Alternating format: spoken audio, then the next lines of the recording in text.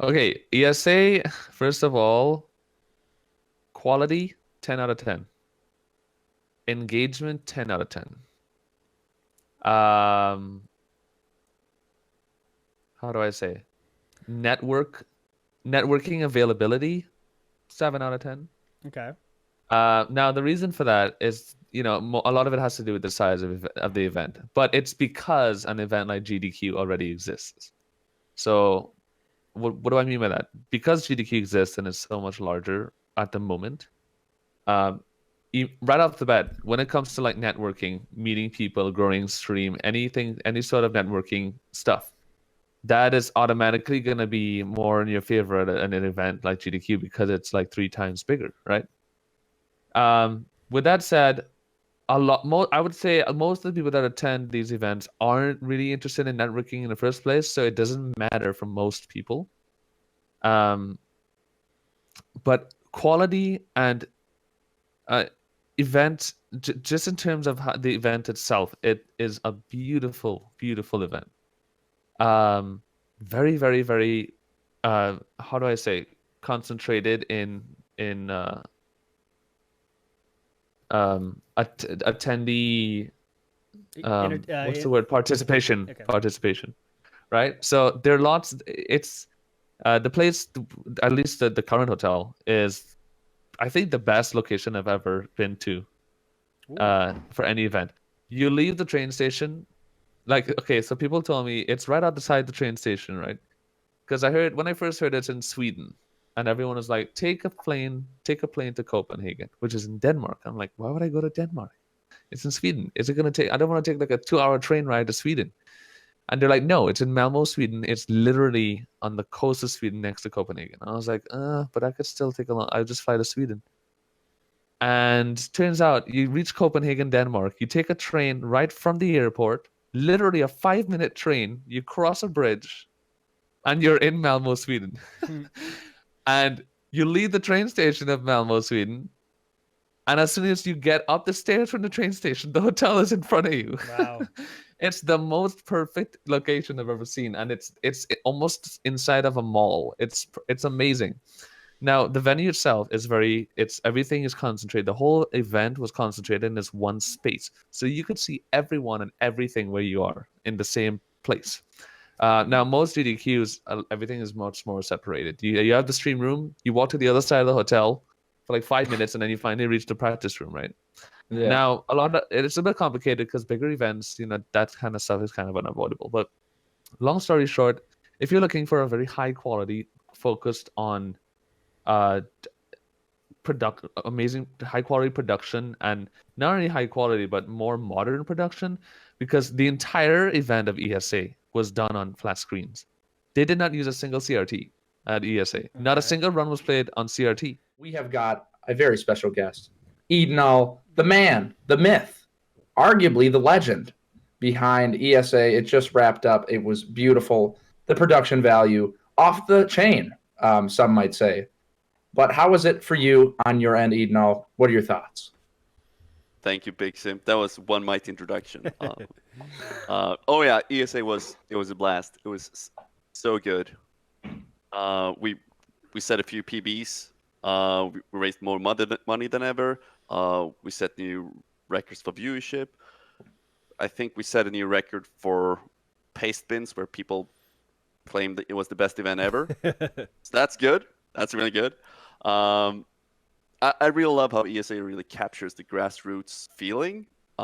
Still at over, I think we had something 700 visitors in total, and still, like, everyone's there, everyone's chilling, everyone's being friendly with everybody. It was top-notch event.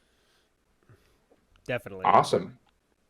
So I want to ask, and something that Cheese brought up when I talked to him about ESA, he's like, I mean, when we go to the GDQs, you're really just there to hang out with the people. The event, a lot of players it's kind of in the back of their head, but Cheese was like, nah, ESA, it's all about the event. Everybody is all in for the event. That is very engaging. So how do you, as an event coordinator, as a creator, get that sort of vibe going at an event? I think it's about, you need to provide options. You need and I think we do that better than any other event.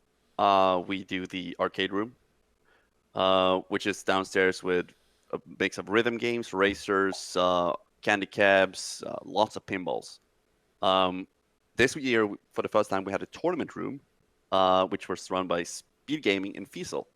So there was always like a new tournament. There were fighting games. There were Grand Theft Auto. There were A Link to the Past. It was everything. Yu-Gi-Oh! I don't know. They played so many games. You could sign up and he would do tournament for it. Board games. Like I think there were over 100 board games there, and that room was filled all the time. Big flexi space. We had this large breakout area where you can go and chill out, drink coffee, tea, ice cream, popcorn, all in the house, of course. Ooh. So there were a lot of people just hanging out there instead of like going up to the rooms.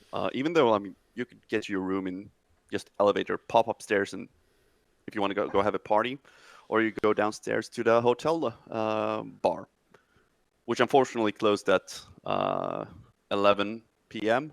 this year, but we're gonna fix that for next year. Nice.